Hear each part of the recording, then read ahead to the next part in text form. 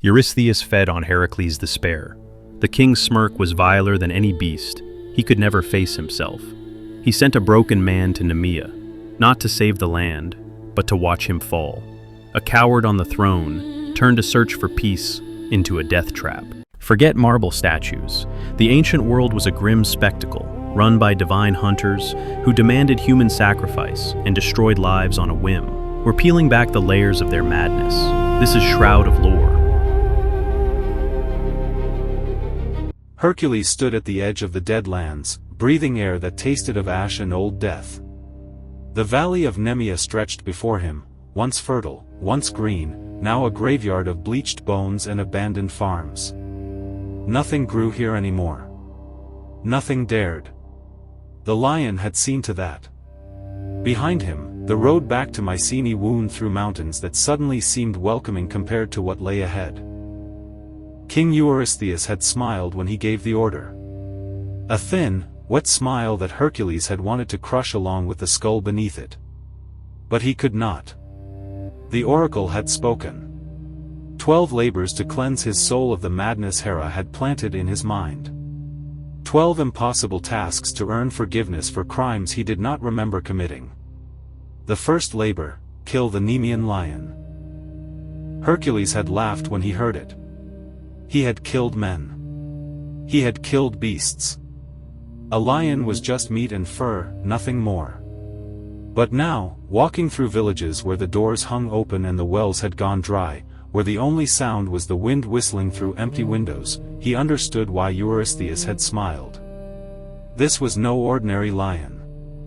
This was a god's punishment made flesh, born of Typhon and Echidna, nursed on divine hatred. He found the cave at sunset. 2 entrances gaped in the mountainside like wounds in stone. Inside, darkness so complete it seemed solid. And somewhere in that darkness, breathing, Hercules made his choice. He gathered boulders, massive stones that would have taken 10 men to lift, and sealed one entrance completely. Then he walked into the remaining mouth of the cave, knowing that he had just locked himself inside with the monster. There would be no retreat now. No escape. Either he would walk out with the lion's corpse, or his bones would join the others scattered across the valley floor. The last light disappeared behind him. In the absolute blackness, he heard something move. Something large. And then, far deeper in the cave than he had expected, 2 eyes opened, golden, burning, reflecting light that did not exist. The lion had been waiting for him. The first arrow flew true. Hercules heard it strike, heard the sharp crack of impact, and then heard something impossible, a clatter. Metal on stone. The arrow had bounced off the lion's hide like a pebble thrown at a bronze shield. He knocked another arrow. Fired. The same sound. The same failure. The golden eyes began to move closer. Hercules emptied his quiver.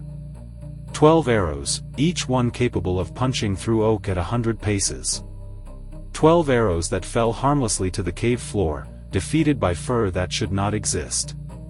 His hands trembled as he reached for his club, seasoned olive wood, heavy enough to shatter skulls. This would work. It had to work. The lion charged. Hercules swung with all his strength, catching the beast across the jaw. The impact sent shockwaves up his arms, nearly tearing the weapon from his grip. For one glorious moment, the lion stumbled. Its legs buckled.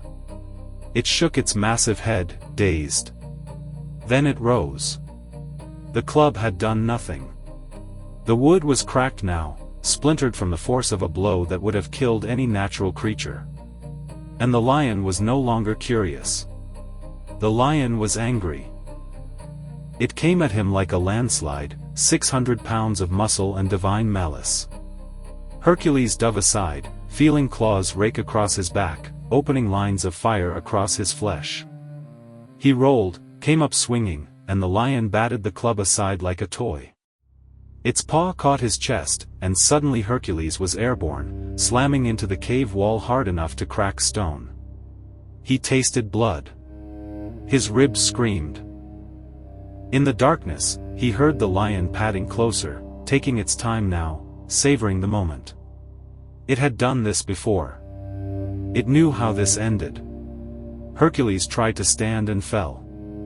His left arm hung wrong, dislocated, maybe broken. His arrows were useless. His club was destroyed. He was wounded and trapped in a sealed cave with a monster that could not be harmed by mortal weapons.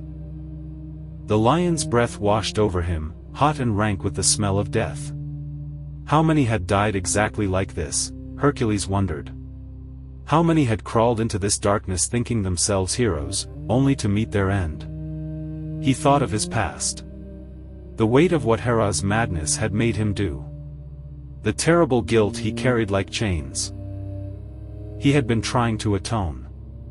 And now he would die here, in darkness, and the gods would laugh, and Eurystheus would smile that wet smile, and nothing would ever be made right. The lion opened its jaws. In the moment before death, Hercules saw truth. The arrows had bounced. The club had shattered. But he had felt the impact, felt the lion's skull give slightly under the blow, felt the beast stagger. The hide was impervious. The creature beneath it was not. Human weapons were useless. But Hercules was not human. He was the son of Zeus. Divine blood ran through his veins, the same blood that had allowed him to strangle serpents in his cradle, to bend iron with his bare hands, to perform feats that made mortal men weep with envy and fear.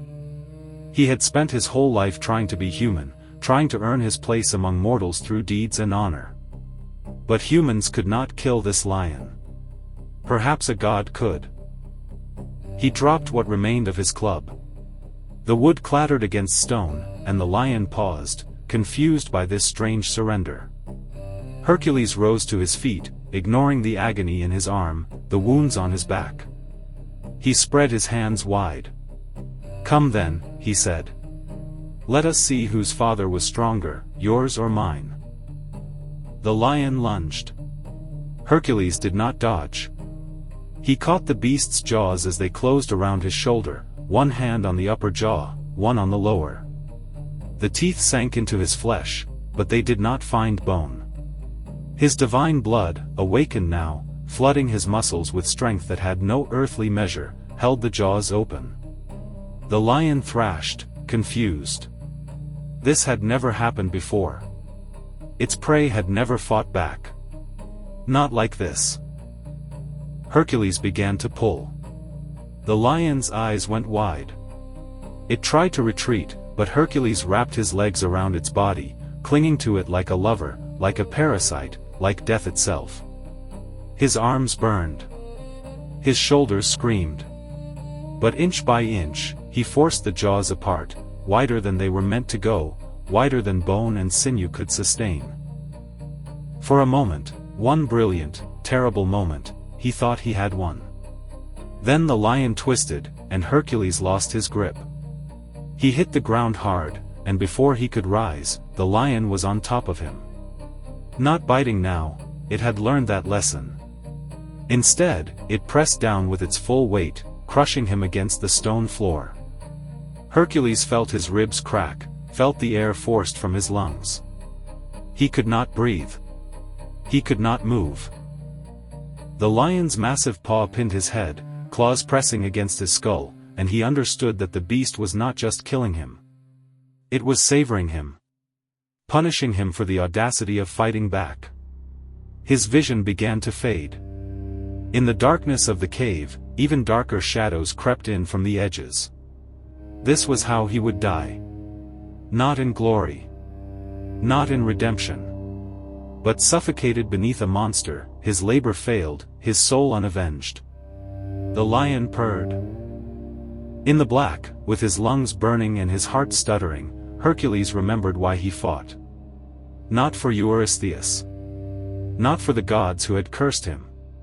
Not even for forgiveness.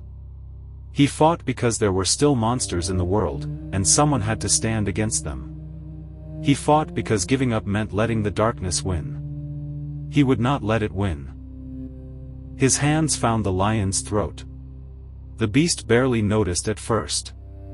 It was so certain of its victory, so accustomed to prey that simply stopped struggling and died. But Hercules did not stop. His fingers dug into the thick fur, found the windpipe beneath, and squeezed.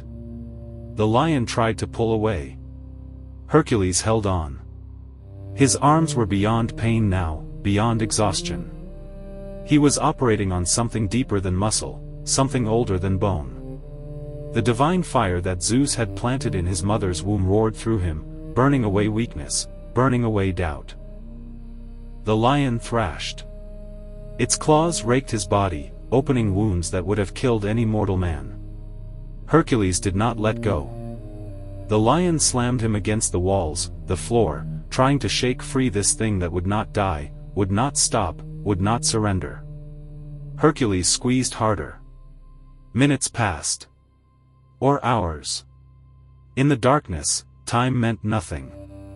There was only the pulse of the lion's throat beneath his hands, growing weaker, weaker, until finally, it stopped. The beast collapsed. Hercules lay beneath it for a long time, breathing in gasps, feeling exhaustion wash over him. He could not move.